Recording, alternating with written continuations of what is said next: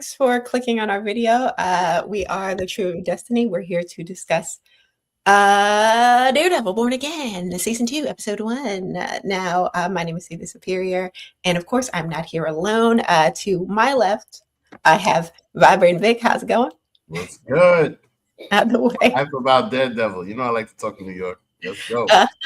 I see you got the world behind you in the back. Right. You ready for global takeover? That's right. That's right. I got the whole world in my hands. So look. Our very own Kingpin. That's right. And right. to right above, I have the great Grand Slam Poobah. What's up? What's going on? I'm excited to talk about Daredevil. I watched this show, I want to say 1 in the morning, and I wish I did get to watch it again, but I know that once we start talking about stuff, memories will kick in about stuff on this episode. But I'm excited to talk about Daredevil. I think Daredevil is it's funny because, like, is it the best MCU show? I kind of hold it up there in top 5 easily. So okay. You know, I wanted to ask you guys, given that we have so many superhero shows that are out or about to come out, what is the best one? And like, what has consistently been good? We got Daredevil. What we got? Daredevil, Invincible, The Boys. we got Spider-Man Noah coming up too. I mean, if we can include that, I don't know if you want to do that. Which one's Spider? Oh yeah, but we haven't seen it yet. Okay, so we can't rank it.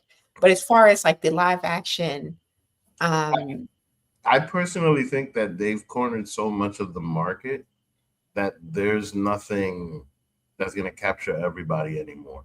Because all of these shows are super different. Okay. You know what I mean? Especially based on the characters. Some of them are super funny. Some of them are more serious. So I really think there's just an audience for everything. I really think it's just turned into Apple and Android. So okay, let me ask it like this then. If you have all three shows, we have The Boys, we have Invincible, and we have Daredevil. All airing. Wait, you talking about shows in general, not Marvel. No, I'm talking about these 3: Invincible. Oh, my bad. Invincible, The Boys, and Daredevil. All airing on the same night, same time. You can only watch one. Which one are you tuning in for? Daredevil. Ooh, I'm picking Invincible. Daredevil. It's honestly rough between that and Invincible. I can honestly say The Boys is number 3 for me. So it's a change between Invincible and Daredevil. But for me, with Daredevil, so Invincible has been dope. It's been great. Check us out tomorrow because we're going to be reviewing episode. It's 4, right? 4. Okay, I'm sorry because like they threw everything at us. I didn't even know what number it was. But Daredevil, I go back all the way in 2015, and I remember just being so infatuated with the show, and I just like when they brought it back and they kept it. And similar to what the Netflix show is it the same? No, but still, I still feel that Netflix vibe there. I still feel the grittiness about it, and I just love the Daredevil show. Invincible is dope, and another day, tomorrow, I might say Invincible, which is hilarious because we'll be reviewing Invincible, but I'm going to stick to Daredevil, Invincible, and then The Boys. All right. What about you? Why are you picking Daredevil, Vic? It's just relatable. It's in New York, and I mean, I think that for New Yorker, there's a lot of things, especially everything with Hell's Kitchen and all of these different areas. It's kind of like watching in Gotham again.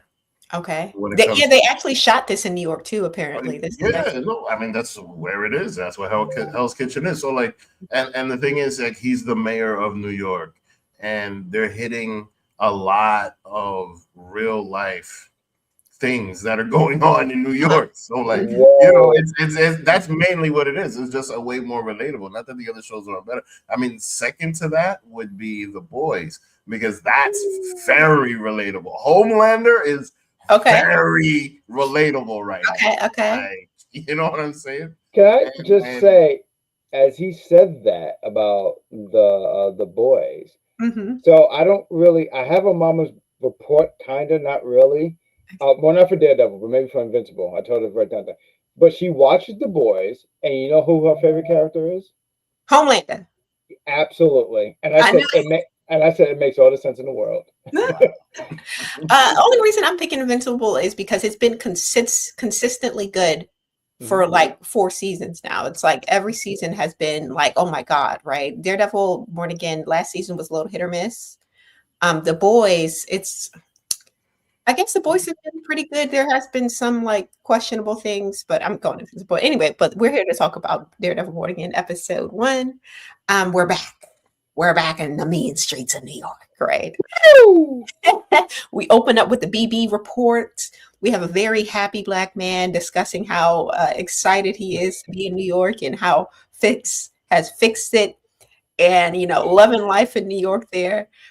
We also see that Daredevil back in the suit, in his all black suit this time. He boarded a what is it called, like a loading ship or Yeah, one yeah, ship, yeah, yeah. Loading and ship, yeah, yeah. he found there were weapons on the ship, which presumably was the reason why he boarded there. After taking out some guards, he was able to find where the weapons were held. It's so odd because when the captain and the first mate discovered that the ship was boarded, they sunk the ship. That was their orders, apparently. We're gathering that through the episode. They sunk the ship. He was able to put like some watch inside the contraband, I guess, presumably to find it later. Um, but there's some weirdness going on in the waters in New York. We also see that Paige and frickin' Daredevil, Matt Murdock, are a thing this season. Finally, Ugh. finally, I finally. guess, like, I understand why it's happening, and they're both on the run, alone together. It's like, things are happening. But I don't know. I kind of wanted her with the Punisher, but it is what it is. They are together, a couple, Bonnie and Clyde, right? We also get introduced to this newer character played by I think it's Matthew Leonard. He played Shaggy, aka Shaggy.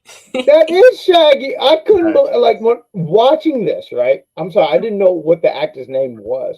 But I Mhm, said, that's Shaggy. mhm, mhm, mhm. And shout out to him because he played the role. I think there's two. What's it called? Five Nights at Freddy. I didn't watch the second one, but he's in that first movie. So like, Oh good wow. for him that he's doing. I'm pretty sure he's been doing things after Scooby Doo. I'm pretty sure of it. I'm Yeah. just not familiar with his work. But I did recognize him immediately. I said, "Yo, they're grabbing everyone for the MCU." And not only that, I think apparently he was also in the newest Scream movie. Like he's having like a resurgence. Yeah. So I'm not big on Scream, but yeah, I heard about that. Yeah, good for him. yeah, good for Mhm. him. But we see that he's playing like some sort of villain. Like he gets a call in Washington, DC. Shout out Washington, DC. Well, Um, that's where all the criminals at. oh Lord, here we go. Apparently there's many more in New York because we have the kingpin getting approached Mhm. by the governor. I think the lieutenant governor. That was a disgusting dig, by the way, because I did peep that when you said, "Well, there's more in New York." Then I was like, "Wait a minute, what? uh, How dare you talk about Vic like that? He's a great Look at these citizen." two villains in the back. But we see our Also, guy who Kingpin introduces as Mr. Charles, I think it is. He kind of waltzes into the mayor's, office and kind of owns the place. And Fisk wasn't batting an eye. He was like, "Yeah, this is Mr. Charles." Da, da, da. He's calling the shots. He gets the lieutenant governor, I believe it was, to answer a call, and presumably the call came from Valentina. We may remember her from, Thunderbolts Mhm. and what was it, Black Widow. She's clearly yeah, pulling yeah. some strings, some political strings, because the Yep. guy who was digging in the Kingpin's ass, he immediately backpedaled as soon as he got the call from Valentina. And it makes me wonder how her and Kingpin are going to be working together this season. I wonder if she's going to actually make an appearance in the show, or if I I she's don't just think so. like a mean, I don't present. think so. I No, think this. I feel like she's the real kingpin right uh, now. she's definitely pulling Look, some look, strings. look. No, no. I've never seen something so gangster in my life. The Mm, man is the mayor. mhm, He is the subordinate to the governor uh-huh, and the district attorney of the state. mhm, The district attorney of the state comes in with all the BDE talking about, listen, you can't be doing this, you can't be doing that, you can't be da da da da da da da da. One phone call from Valentina, all of a sudden he's got his tail between his legs, mhm, talking about, oh no, we're gonna do whatever you want, Mr. Mayor. mhm, Make sure that the state does whatever. Da, da, da. My jaw was in the floor when I saw that. I was like, mhm. God damn, Kingpin is a gangster and a half. like, this is some wild stuff that the Yeah. government all of a sudden bow down to one man. Come on. It's crazy. Yeah, she definitely has some influence in, I wonder what's going to happen there. We also get a scene with not Waluigi. Yeah. Jack. His mustache is not as Waluigi as it No, was, no, and no. yeah, no, it's a little tame. He's tame Ouija. He's tame Ouija. And Heather. Now Heather, man, I gotta I do it kind of like myself. Heather, Oh my but God. she's making it hard to like her this episode. Like she is, Yeah, the way she's interrogating Jack, and he's just trying to figure where he's at and what's going on in his legal rights. And she's like, oh, he's hostile, writing in her little pen pad saying he doesn't respect authority or hates authority. And I wonder what is her motive. Like, I know she had that very dramatic thing with Muse, and she sees him visions. But that's what that was, right? I'm sorry, I didn't mean to interrupt you, because I was interested in that, because when he was walking by, I was like, wait, I'm sure he's dead, right? Yeah, but she killed him. She's the one who shot him. Right, and I know the comic and the show version are two different ones. Shout out to the people who read comics, and they will be able to break that down better than I could. But I was wondering if that has something to do with her decision making, because at first, and I don't know if you guys got this, but at first it seemed like she was trying to play by the rules, but then she saw Muse, and then everything changed, because all of a sudden, like how you broke down, he doesn't respect authority. He has a terrible mustache. He wore white with gray. She seemed like everything. Like, I felt like the only thing he was missing was breathing, and she could have just sat there and said, "This is too much for me." Yeah, I don't know what's going on with her. She seems to, like, I don't know if it's just PTSD or like what has motivated her to basically put her license on the line, because essentially she's lying on this, who would, I guess, would be her patient at this point, in order to appease the DA, who we see in the next scene. We have Kirsten, Cherry, and the DA. I'm hoping, if from what we're seeing in this episode, we see that the DA is trying to get Kirsten to leave the firm that she is with Matt Murdock and come back to him, right? And I'm hoping that they give her a little bit more to do this season than they did last season, because she was just kind of like there last season without much purpose. But they clearly have some kind of back and forth going on. I do know that they are currently in like a case, but for, I believe it's Jack. She's representing Jack and them, and the masked vigilantes, right? But yeah, we also get the scene with her and Cherry. She's asking Cherry to investigate a couple different disappearances in the city. And he pointed out, like, look, this is mostly ICE taking these people. Once ICE has them, they're gone. I think they call them special unit, or whatever the heck they call it, with our boy from first season. What's his name? I forgot his name, but he is just a piece of work, man. Yeah. Like, just a piece of work. And not for nothing, when Vic was talking about earlier, right, to piggyback on what he was saying, and he was talking about how, like, yo, this feels a little too real. I was like, yeah, very much.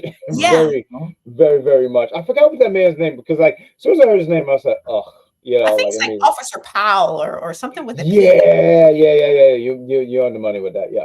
I think it was Powell or something like that. Yeah. So Cherry gets a little text, right? It looks like a little reservation text, but apparently it's a code to meet up with Matt Murdock.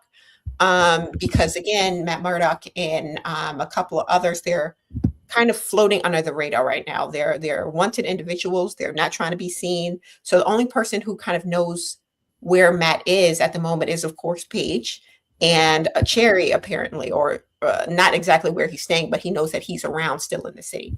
So shortly after that, we got the officer, aka Mr. Ice himself. He goes into this lady's establishment and strong arms her. This poor Greek woman strong arms her to try to get her to tell him where the first mate and the captain were, because now Fisk and all of them are looking for them, because all the crew underneath are dead, but the only people who know that there was contraband on this ship is the first mate and the captain. So they are two loose ends, and they are trying to tie him up, right? Yeah. So Wow. She actually was standing 10 toes down. She wasn't trying to give him up. She got beat up by ICE. And he was able to find the captain. The captain gets taken into custody. And this is the next thing is very interesting to me because we have this scene where it's like this almost like what's it, ghost face or Yeah.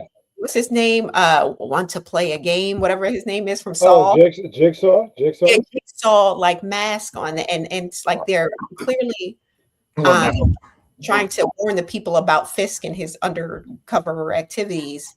But do you think that's BB in this mask? Like, who is this in this mask right here? I'm very curious because he was given What Joker. mask? That's Fisk. Shut up. That is clearly Fisk. That's Fisk. He had a rough. He just woke up and he said, "Vanessa, turn on the camera." No, Yes, that man disappoints me in the background. whatever. Hold on, wait. So we got some comments here. Wait, they got ice in the show. They sure do. They Close sure enough. do. Mhm. Close enough. Mhm. And called hey, Brits. Matt, thanks for being here. They call Brits. But I don't know. Do you guys think this is BB in here or not? No, I don't think so. I think it's somebody else that she recorded it. I don't think it's her. I mean, if it's not her, I feel like she organized it. Yeah. No, I agree to that. I agree. Mhm. I definitely feel like because she's definitely given that vibe. But at the end of the day, this thing is also giving Joker vibes for some reason. Like I was just thinking about the Joker. Dark Knight, right? Yeah. Okay. Uh-huh. Yeah, It was a very like creepy kind of radio or TV broadcasting. I don't know where it was posted. It's on YouTube, possibly.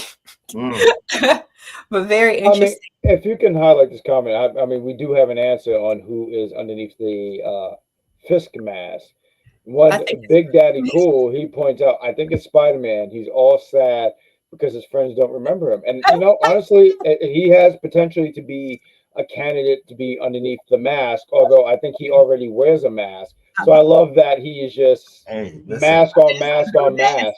Yeah, like you, Shaggy. I would love it. That's it. That's his fetish. He likes masks. If it was Spider-Man, I would love it because he's from Queens, so he's feeling you know all the pain under the Fisk administration. So like I would love for them to add Spider-Man into this. This would be amazing.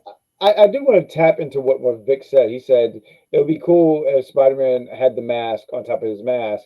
I mean, if he keeps this going, he won't be having to worry about wearing any kind of mask because he would be passed out and suffocated from all this mask. But you guys know that they're in a shared universe. So apparently there's going to be some crossover action happening in the new Spider-Man Brand New Day. So it is possible that, you know, Spider-Man is aware of what's going on in, you know, with the actor who plays Fisk, he would love to have some crossover with Spider-Man, but I think there's some kind of contract that disputes. So Spider-Man, like, I don't expect him to be on the show just because. Wait a minute. Wasn't Daredevil in a Spider-Man movie? Yeah. So Daredevil, they're in a shared universe, but specifically the character of Kingpin, at least according to the actor, cannot be in the movies. I'm pretty sure that they can probably make mention of him at least. But I don't know if he'll actually physically be there, but I'm pretty sure that maybe we'll have a reference. And here's the thing that I don't understand about that. There were video games, Spider-Man video games, where Kingpin was the main villain. Like in the 90s on Sega Genesis. Okay. Like why? I don't understand why that's a problem. Now, like Kingpin is one of the main villains for Spider-Man. And I don't get why. It could be like a rights thing. You know, these studios have to pay for rights and there's like, you know, different red tape on it. Or it could also be that the actor was lying in order to cover up that he is in the movie. You know, I hope so. I would love that part. Yeah. I would. Go. I'm sorry, Vic. Go ahead. I'm rambling. Go ahead, man. Go ahead. No, my apologies. No, I agree with C where I mean I would love for that to be the narrative where he's lying to us and then we see him in the movie and you pop big when you see it. But I do think with licensing and stuff like that, I mean Spider-Man, you know, when it comes to the movie rights of everything, right? It's still owned by Sony and they decided to do some joint stuff with the MCU. I mean, I've always said here, if the Marvel Cinematic Universe and they had the rights to all the superheroes, one of the first movies they would have always did was Spider-Man. But they didn't have the rights because Sony had it. and that's why we went with Iron Man and all these other different heroes, which was fine because Iron Man ended up being a big time name is what I'm trying to get at.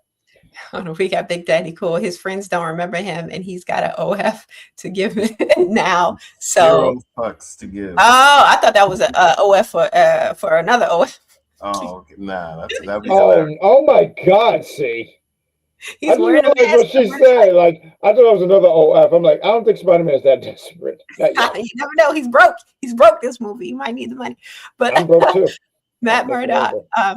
Why do I call him Matt Murdock? Mad Dog Mhm. Kelly. Do you guys think that Daredevil will be in the new Spider-Man? I saw the trailer and thought the Ninja guys. I would love to. Yeah, I think he is. I think he is. And yeah, the hand, that those are Mhm. from Daredevil. I think it was like Yes. season 2 or something like that. They, So yeah, you're right. Season 2. You're right. I'm sorry. so I think he's in there. I think most definitely. Because how you gonna have Punisher but not have Daredevil? Facts. I don't know. Seems weird. But anyway, we do again. BB's present. She's hanging out with frickin' the Penguin here. Mhm. Oh my Lord. I love that hoodie. I love that hoodie he got on. Oh, snap. That hoodie is fire. But Yeah, he's that's the Knicks. she's still Yeah, using him let's for go Knicks. information. Yeah, she's still using him for information. So she still is, Don't hate. sopping out any bit of info she can get about Fisk from this young man who is what they call him, like the deputy something. He's working for Fisk. Mhm.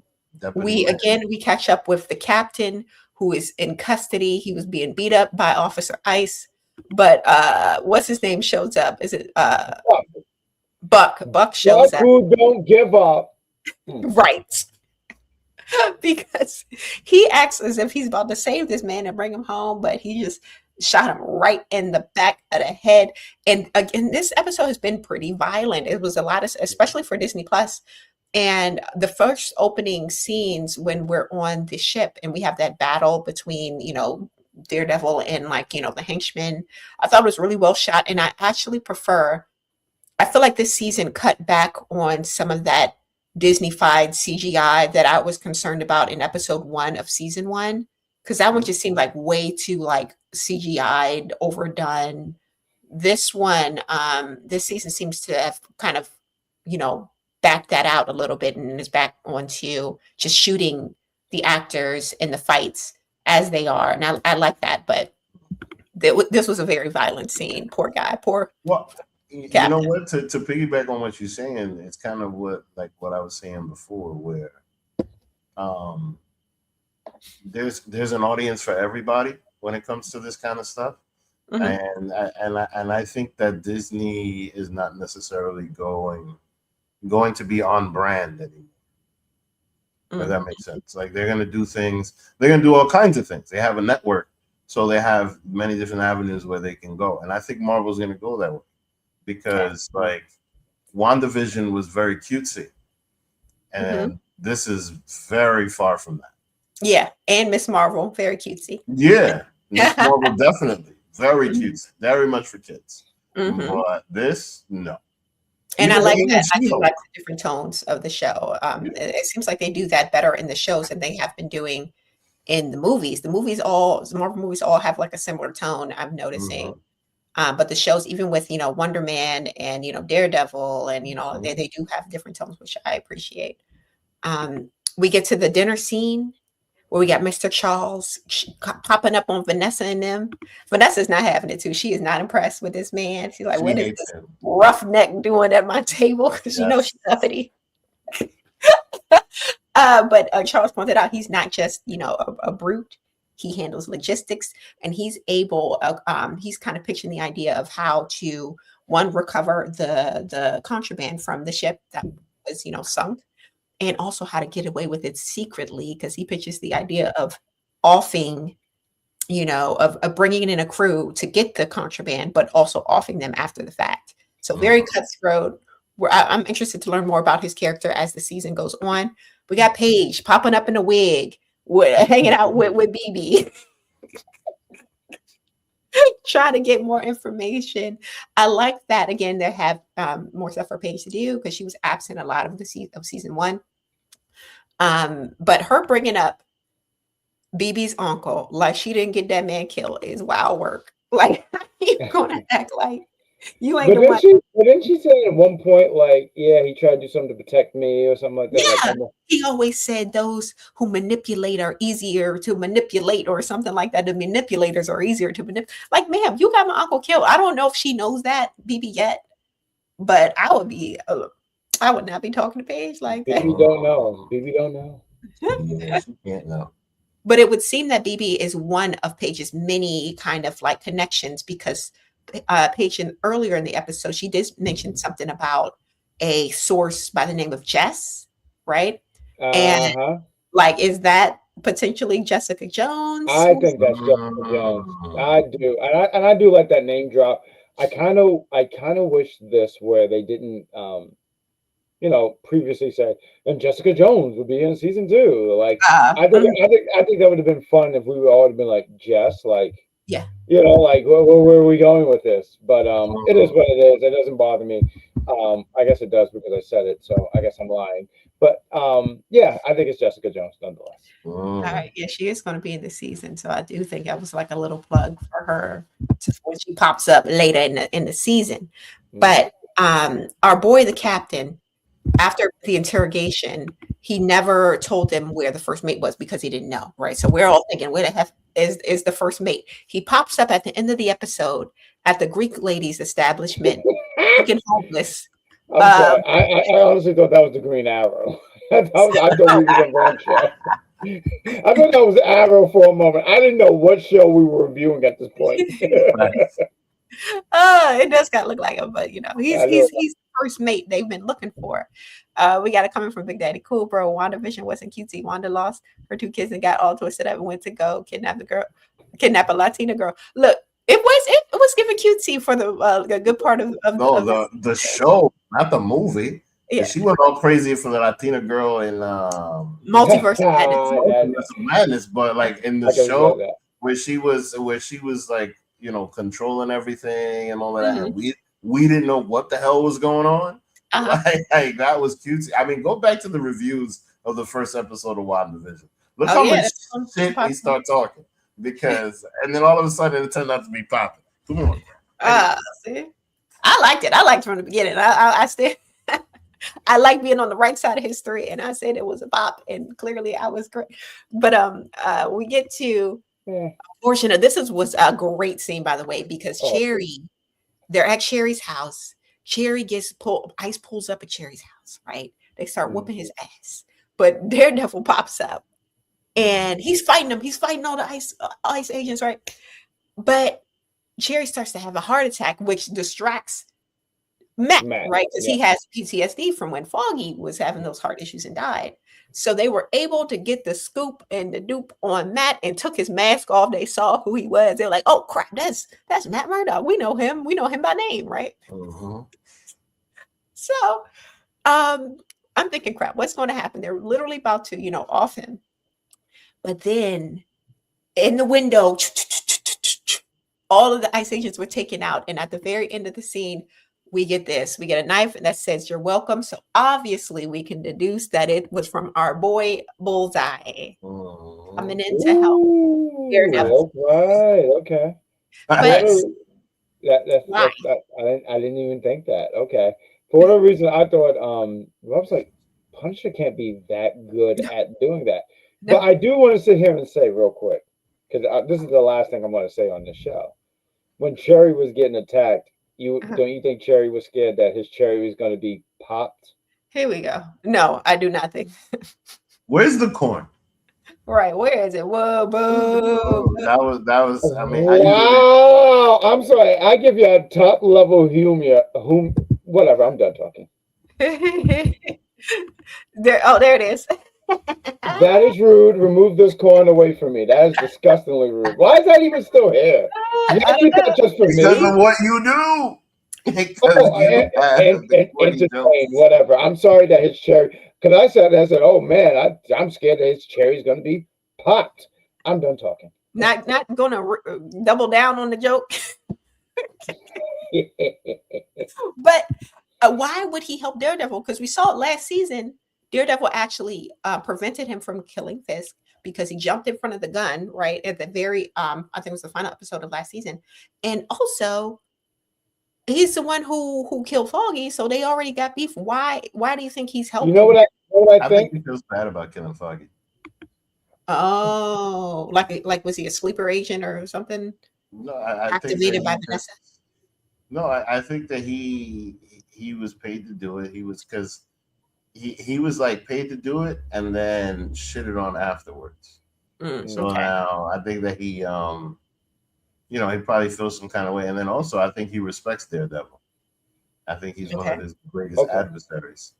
Okay. So I certainly think that wasn't a calculated decision. I think it was an emotional one. Okay. I like that point that Vic said, because I do think there's some sense of respect in a way. Because I mean, he stands toe to toe, hand to hand with I'm sorry, I forget Point Dexter, right? That's his name, right? Yeah, point is. Um, but the other two that I got is maybe he felt so used by Vanessa, and he was like, "Oh well, let me help him. Let me help out Daredevil." But the other thing, but this is the main one reason that I think of, and I feel like as each episode go on, we'll get some kind of resolution about it. But like for me, I think about without. I don't think it was on purpose, but Daredevil technically helped Poindexter get out of jail in season one, right? Oh, Mhm. yeah. So it's almost like, yeah, thanks for that. I got you. We're even. That's I But owe that's you. again, he's I owe also you the one. person responsible for putting him in jail. So it's like, Mhm. how is that even like? I don't know. It's so weird. It's. Oh, I guess we'll find out next episode, y'all. Because next episode is going to be a 2-for-1. I believe they're doing episode 2 and episode 3 conjoined. So bear with us for that. Yeah, word up. Well, listen, not for nothing. I appreciate they give us 2 episodes. I listen. I like Invincible. I want you guys to check us out when we review Invincible.